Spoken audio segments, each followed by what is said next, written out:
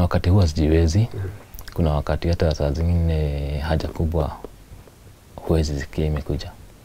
Napata tu imekuja. Hata saa zingine hata kama umelala ni usiku, unastukia tu umeamka na umefanya hivyo.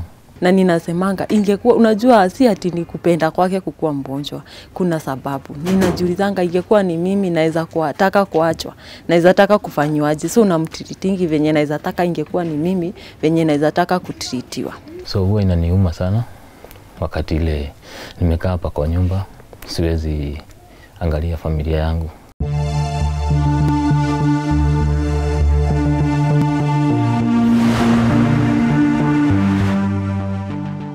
Habari ya Tuko family, how are you doing?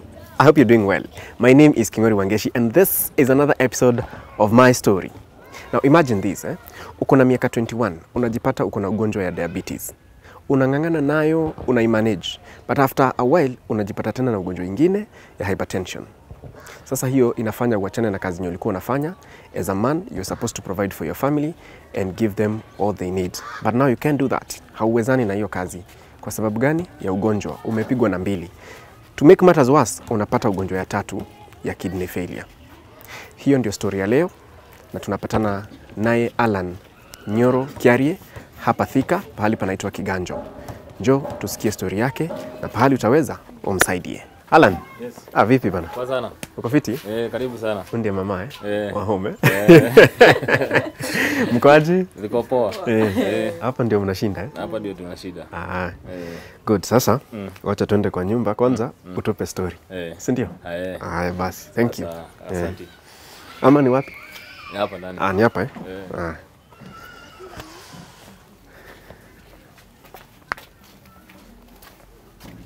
kumbe tuko welcome already. Karibu sana. Hapa sawa. Asante sana Bwana Kiarie kutukaribisha hapa kwako na kwenu. Lakini sasa jitangulize ama jitambulishe kwa mtazamaji. Jina lako, hapa ni wapi na huwa unafanya nini? Asante sana na karibu tena hapa Kiganjo. Kwa majina naitwa Alan Nyoro Kiarie. Hapa kunaitwa Kiganjo Oasis, na kwa hivi sasa hakuna kazi yenye nimeifanya juu since nilianza kusumbuliwa na mwili 2020. Nilirudi nyumbani. Sasa nakaa hapa na familia yangu.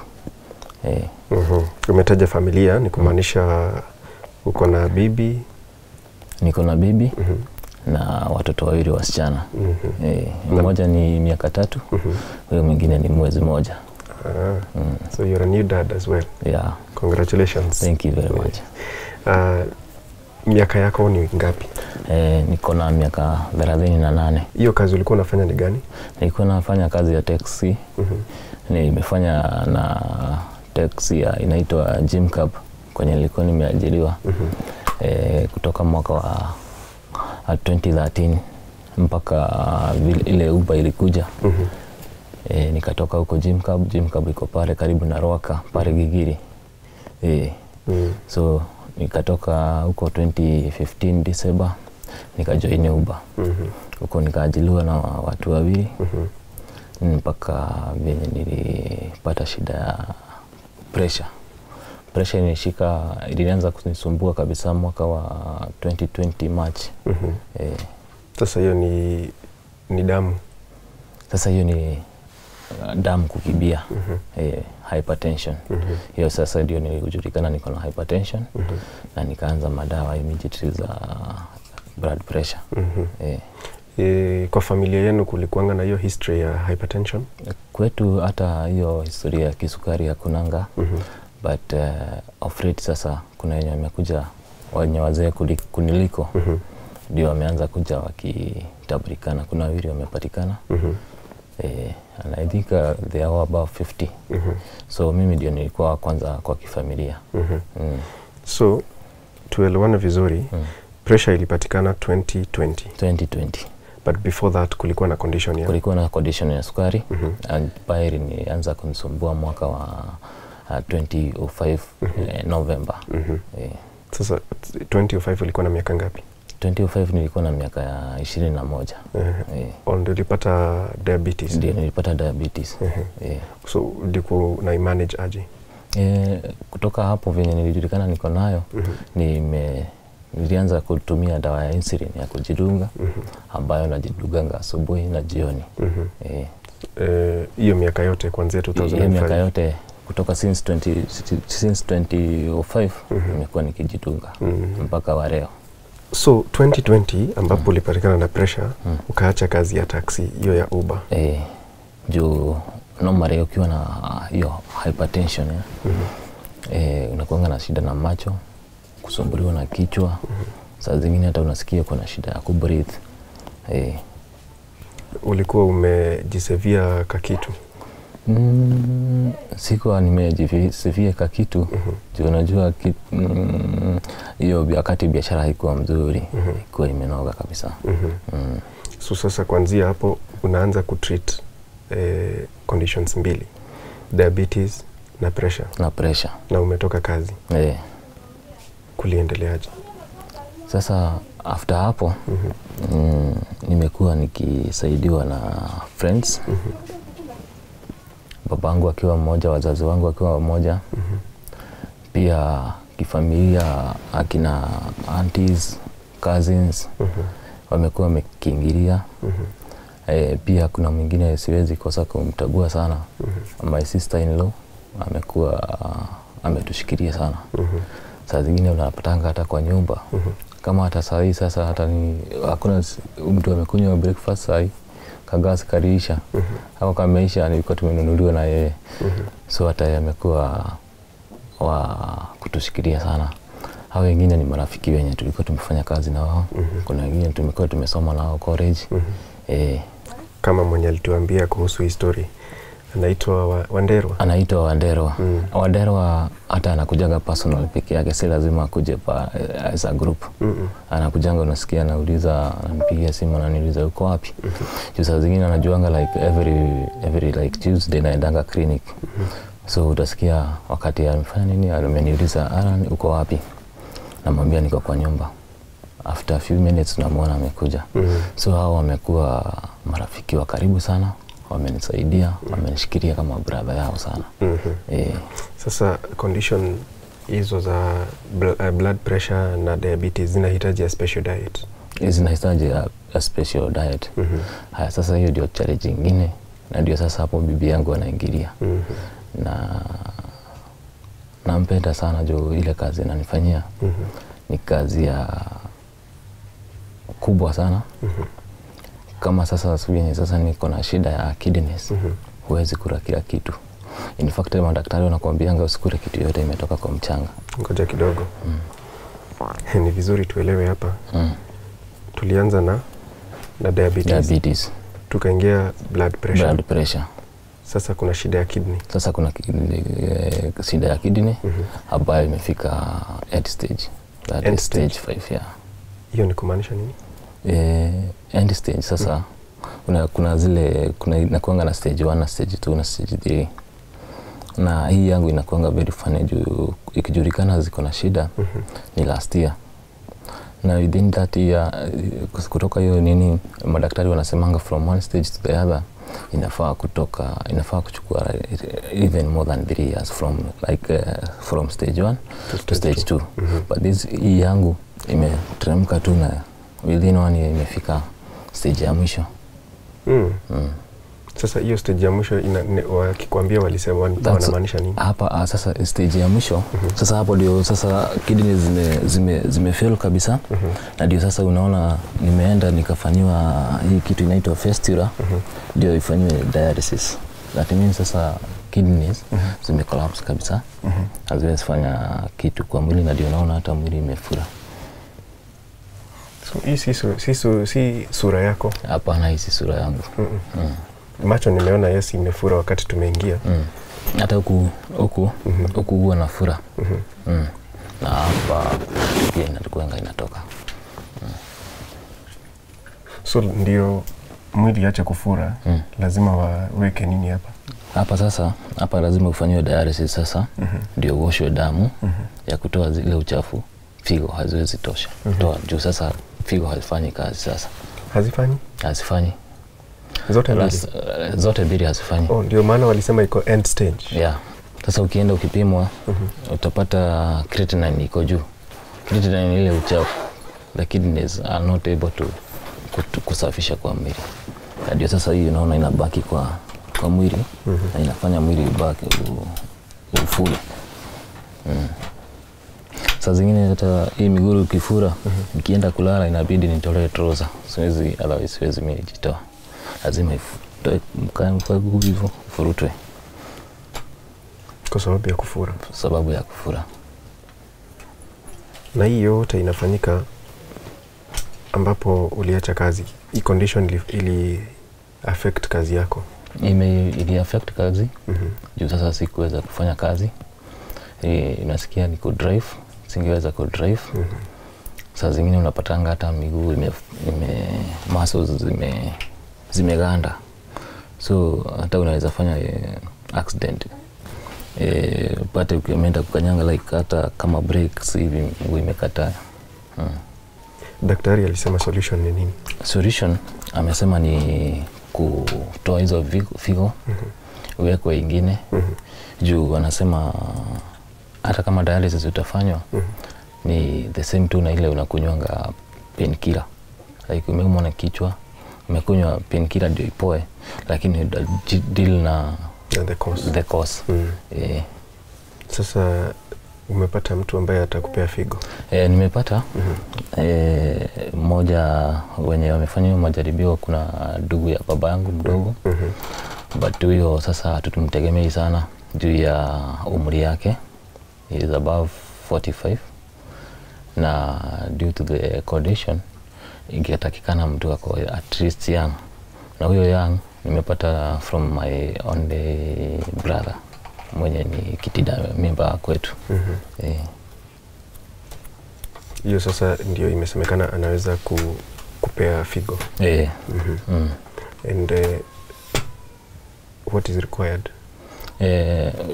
Ile required for now, financial is the charity. Juu ile estimate watu tumetupea, tukifanywa hapa nchini kwetu, ni milioni 3.7. 3.7 million. 3.7 million. Ndio maisha yako at least irudi normal. Na nitaweza kurudi kwa kazi yangu. Hiyo transplant ikifanywa ni hivyo? Ikifanywa ni hivyo, but kenye haita deal nayo ni sukari tu. But other things like hypertension, itamalizana nayo. Juu sasa hata ukiangalia like Tuesday nilienda, hata ilibidi kwanza niambiwe nikunywe dawa. Ilikuwa 168. But naonanga ikiwa mzuri. Juu kuna time ilikuwa inafika 230. Ile systolic ile pressure. Ya juu. So, hebu tu outline siku yako ya vile inakuanga ukiamka. Nikiamka hata siwezi sema kama ni kuamka. Mara mingi natishindanga kwa kitanda. Like now unaona sasa hii inafaa kushinda nimeweka straight. So unapata mara mingi nafaa kuwa nimewekea cushion hapa. So unapata labda nikiamka nakula breakfast, narudi kwa kitanda. Hebu tueleze ni nini kilifanyika hapo before tuendelee na siku yako. Hii inaitwa fistula. Ukienda hata kwa Google utafute AV fistula. Utaiona. Sasa hapa kenye kimefanya ni operation kidogo. Hata iko huko chini na vein iko hapa juu. So kenye wamefanya, wamekata, wamevuta ile artery na vein. Sasa ndio wameziunganisha. Sasa hii sasa ita take 2 months kumachua. Although sasa hii nayo, as you can see, imefura. Na haifai kuwa imefura. Inafaa kuwa ikimachua ikirudi na huko. But jana nimeenda hospitali. Daktari hakuwa. So tunaongea na nurse. naenda anaongea na daktari. So after alisema niendelee na exercise, kuna kampira na huwa nafinya. Sasa akanika kufinya hii ndio nafanya exercise nayo. So akasema niendelee kufinya nayo. Juu hata kuna vibration unafaa kusikia hapa. Inafaa kuwa 24/7. Vibration. Vibration. Yeah. Sasa hiyo ni ya kusema inawaka. Saa hii vibration huwa inapotea. Unaipata like once a day. Like jana the whole of yesterday nilipata jioni. Na inafaa kuwa hapo throughout. Ni kitu imewekwa ama ni mishipa tu imeshikanishwa. Unafaa kufeel vibration. Unafaa kufeel hapa unafaa kusikia vibration. But for now haiwaki. So sijui kama hata advice kama tutarudi tena kwa theater ama namna gani. Sawa sawa. Sasa ulikuwa umetufikishia siku kwamba umekunywa breakfast. Sasa nikikunywa breakfast mimi nakaanga tu hapa kwa nyumba. Hata utapata tu na watoto, mara mingi na kuanga na watoto. Na bibi anaenda na pale anatafuta kitu kadogo tunaweza tumia kwa nyumba. Na sasa pesa ya kama your wife ndiye anaenda kutafuta hiyo ile kitu mtakula. Pesa ya hospitali inatoka wapi? Pesa ya hospitali zenye amepata zingine na tumia kutoka kwa marafiki, ama hata kama mzazi ataweza ataweka ananipea kenye atatumia juu mara mingi kama sijakula hiyo siku yenye naenda hospitali. Nasikia kuna mara rafiki yangu anaenda every week. Utapata nikitoka kwa nyumba sitokangi na less than 3,000. Nani yenye hakuna? Nani yenye hakuna? But daktari amesema ukishafanywa transplant that is it. Hiyo itakuwa na nitaweza hata kurudia kazi yangu ile nitakuwa nikifanya. You go back to driving. Hata kama si driving, Mungu akinibariki tena ama nimefanya mechanical engineering. Okay. Nimefanya ile automotive, nimefanya up to diploma. Tuko family, you can hear that he is a mechanical engineer. He has done a diploma on mechanical engineering, and all he requires is 3.7 million shillings so that he can do a kidney transplant and his life will go back to normal. These are some of the cases that we come through for. We need to change Alan's life and story. Tumtoe kwa nyumba, tumrudishe kazini. He has a very supportive family, but I'm sure we can also be part of that family, as always we've done. So, ukishamaliza dialysis, actually haijaanza. Bado haijaanza, but we expecting inaweza anza anytime. Inaweza anza leo, kesho, in a week's time. Anytime from now. Dialysis hujaanza? Bado sijaanza. Daktari anasema itaanza after maturity of not after. It even mature before. Inaweza anza before. Inaweza anza hata leo sahi. Kwa nini? Na ile vile mwili inaenda. Nasikia sasa hakuna kliniki figo hazifanyi kazi. Ndio unaona hata mwili imeanza kufura. Already miguu imefura, uso imefura. So those are the signs of tunahitaji dialysis. Urgently. Na inafanyiwa wapi? Sasa hiyo kwenye naenda kliniki imejaa. So alinituma hapa Thika niende nitafute hata penye nitasaidika na NHIF. Uko na NHIF? Niko na NHIF. At least imekusaidia? Imenisaidia. Hata hizo mara nimelazwa. Sasa siku mingi kama unaona sasa hii nilienda pale hapa Hill. Si hapa Hill. Hapa Hill ilikuja baadaye. Hii nilienda penye nilifanywa hii. Wakasema hawachukuangi NHIF ya mtu ako self-employed.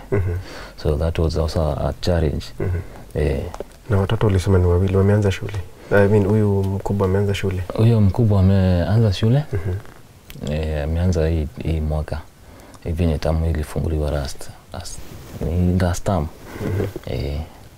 Na hapa umekodisha. Rent ni how much? Rent inakuanga 7,000 kwa one bedroom na bed sitter ni 5,000.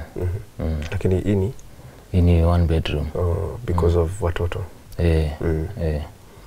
Okay. So hiyo rent ni 7,000 every month? But huwa hatulipi, tumepewa. Na mwenyewe? Hata mtoto kuna mtu alimlipia shule tamu ya kwanza. Yenyewe uko na marafiki wazuri. Ni mdogo lakini ana mwili kubwa. So people walikuwa na mistaken, wanasema ni shule amekosa kwenda. Lakini ameshaanza. At least that is a positive thing. Kwa sasa unajua ingekuwa cost ingine on top of cost ya ugonjwa. Chakula, mother-in-law naye ametusikilia sana. Every time like chakula imeisha na tuteanga natumananga from somewhere in Kenari. Na tutumanishianga. Haya, wazazi wangu nao pia hata wao wametushikilia pia. Wanaendanga wakienda nyumbani wanatutumanishia viazi, boga, carrot. Hivyo ndio sasa hiyo nimepata maisha ikiwa rahisi. Hebu tupe picha ya vile maisha ingekuwa kama haungekuwa na hizo conditions tatu, or at least vile una project itakuwa ukishafanya kidney transplant. Acha niseme maisha imekuwa ngumu. Kwanza kwa hizo conditions, juu unapatanga kile kidogo napata ni hospitali. Kile chote nimepata ni madawa. Kwa hivyo hata kwa mfuko huwezi pata nikiwa na kitu. Na kwa hivyo nimerudi nyuma sana. But only God knows why. Na kile naweza sema nikitibiwa labda maisha itarudi kawaida. Nikuwe mwanaume wa kawaida. Si kukaa tu kwa nyumba na kuletewa. So nitaweza kutoka niende nitafutie familia yangu. As you can see, niko na watoto wadogo wanahitaji masomo, wanahitaji mavazi. Daktari anasema hiyo transplant ifanywe by lini? Hiyo transplant hata nikifanya ni pesa zimekosa. Juu hata wamenitumia hata hiyo kitu ya estimate hiyo. Ndio hiyo sasa ukapata hiyo figure ya 3.7. Inafanywa hapa? Itafanywa hapa. Juu tukilinganisha na India ni cheap, but huko unabidi uende na caregiver na pia the donor na wewe sasa the recipient, na wote mimi ndio nitawagharimia. Mimi napewa figo ndio nitawagharimia. So ukifanya hesabu ya huko na hapa ziko almost the same. Na ndio sasa as a family tukadecide tufanye hapa Rokari. And most probably tuna deal na Nairobi Hospital. Okay. So umepata donor wa kidney, umepata pahali utafanyia, kitu imekosekana tu ni pesa. Ni pesa ndio charge. Juu hata unaona nimekuwa na fundraising juzi. Already nimeanza kuziguza. Kama sasa hapa nilipishwa 40,000. Si kuwa na 40,000. So ilibidi niende zile. So umeanza kubuild towards ile 3.7? Nimeanza kubuild towards that 3.7. Wow, that is good. But nilianza with helps of friends. Tulianza kuchanga mwezi ya 4. Na mpaka saa hii tumejaribu na hata hatujafikisha wanem. Guys, he has tried. He has begun that journey of faith to get to that 3.7 million mark. I think we can do it, and I feel we can. We can support his dream to change his story with a kidney transplant. He only requires one. He has a donor, and his life will go back to normal. Okay. Lakini at least umejaribu, umesonga. Najaribu nasonga. But hata ukisonga unapata bado unarudi nyuma. Kwa sababu unahitaji tena madawa na clinics. What gives you hope in life? Kenye kinanipea nguvu zaidi ni kumwamini Mungu. Jo for sure amenipigania. Nikirudi nyuma kidogo nakumbuka kuna the same hospital kwenye nilijulikana niko na sukari.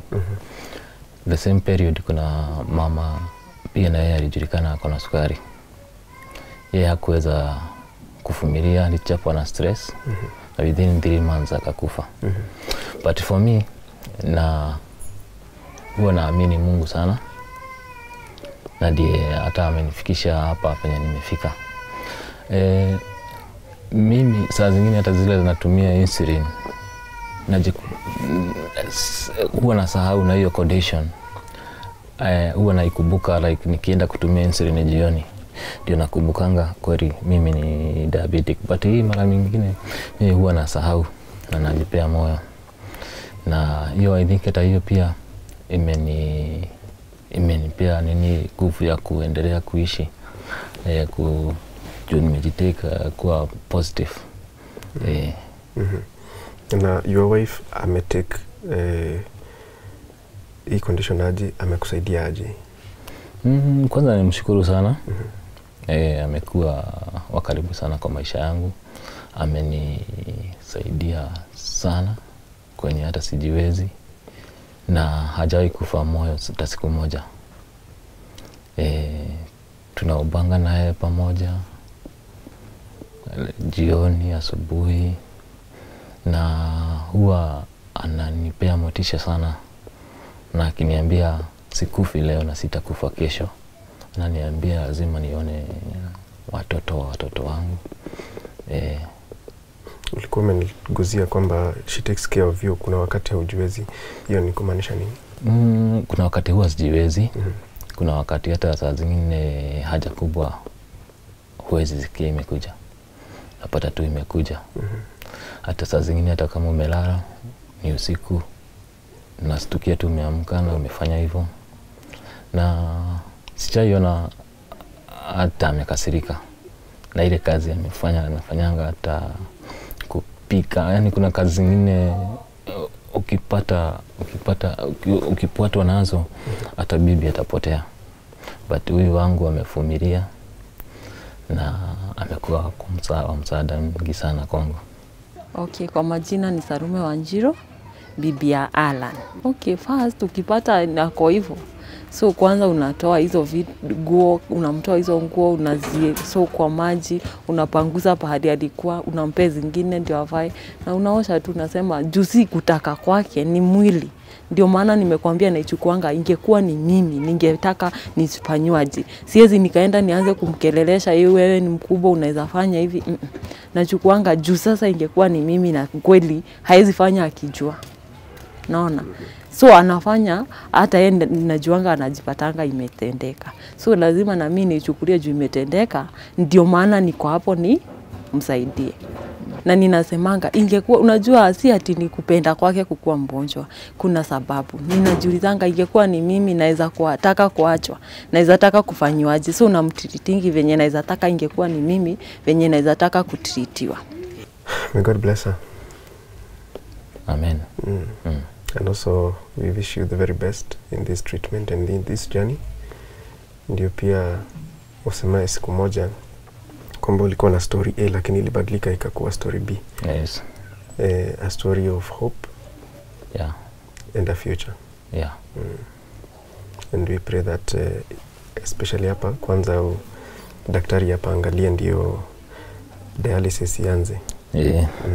Hapa alisema vile nilienda hospitali jana. Ikasemekana hayuko around Nairobi. But this morning nimemtumia, ameniambia nimpigie picha aone venye viko. Ndio ile report alipewa. Alipewa hapa fai kuwa pamefura hivyo pamefura. Sasa kuna pahali unaendaga miguu unaona imefura?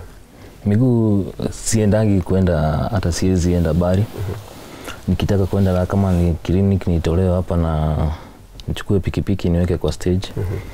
Nikifika Thika the same, like unaona kwa Thika unashukia pale Hoi Train na utaenda Matara ndio uende hizo gari za kwenda na huko KU. I normally go to clinic huko KU. So miguu imefula tu, huwa inafura yenyewe, na hata ukitembea, wakati natembea hii mishipa huwa inauma, so hata kutembea saa zingine inakuanga ni shida. Usaidizi gani ambao ungeomba kwa wale wanatazama Tuko Family? Kuna wale wako Kenya na kuna wengine wako nje ya nchi. Mimi ile usaidizi ningeomba kwanza kabisa ni maombi. Ya pili ile imenishindikania sana ni financial. Juu kama ningekuwa na financial tufanye hii, I'm very sure my life will go back to normal na nitaweza kushughulikia familia yangu. Sasa just allow me nikuulize hili swali, inakaa sensitive lakini nitakuuliza. As a man, una feeling namna gani ambapo hauwezi enda kutafutia familia? Ulikuwa unafanya hivyo lakini hauwezi kwa sababu ya ugonjwa. Huwa inaniuma sana, hata saa zingine huwa naifikiria nikiwa peke yangu nalia tu. Ukiangalia unaona mafamilia za wengine kama wa marafiki wangu wanaweza kuangalia mafamilia zao. Sasa mimi kama sasa mtoto anakuja na kuitisha labda anataka kwenda kule kama kucheza na watoto wengine kama Sundays kwenye wanaendanga kucheza, unapata hawezi, una hata pesa ya kumpea aende, hata kama ni 100 aende huko. So huwa inaniuma sana wakati ile nimekaa hapa kwa nyumba siwezi angalia familia yangu. All will be well, brother. Thank you very much. Yes, all will be well. Yeah. Na tuna hope it will be a very positive story. Yeah. Out of this sharing. We wish you all the best. Thank you. Yes. Yeah. And quick recovery. Thank you. Transplant ikifanywa tutataka kuja kusherehekea kabisa. Yeah. Thank you. Sasa tupe namba yako ya simu ndio watu waweze kukufikia. Kuna watu pengine hawana pesa but wako na ujumbe wa kuku-encourage, na kuna wale ambao wangetaka kucontribute the little that they can, either kwa namba yako ama kwa paybill. Namba yangu ya simu ni 0790 071 168. Nikirudia ni 0790 071 168. Nayo paybill ni jina ambayo itatoka hapo ni gani? Majina yenye inatoka kwa hiyo namba ni Aaron Nyorokeri. Haya, paybill. Paybill ni 80 43 74 5.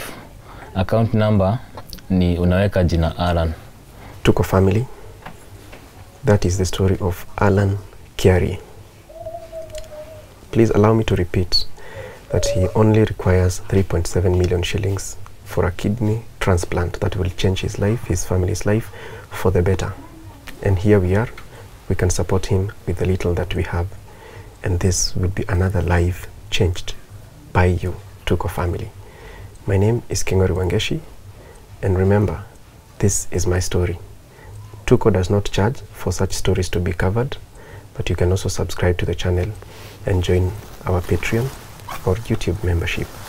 You'll be able to support such cases. May God bless you. Bye-bye.